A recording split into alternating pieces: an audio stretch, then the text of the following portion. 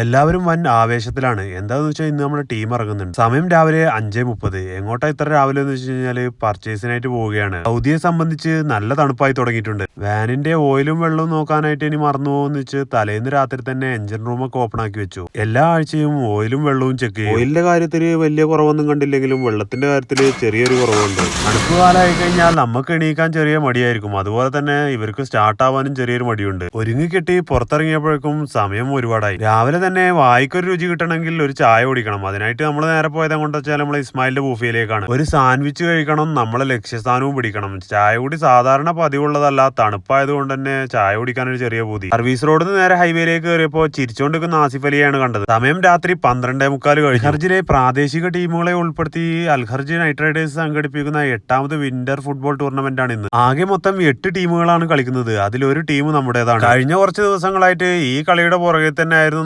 നമ്മുടെ ടീം അംഗങ്ങളും. നമ്മളെ ഗ്യാങ്ങിൽപ്പെട്ട എല്ലാ കൊമ്പന്മാരും ഒരൊറ്റ ഫ്രെയിമിലുണ്ട്. എല്ലാവരും വൻ ആവേശത്തിലുമാണ്.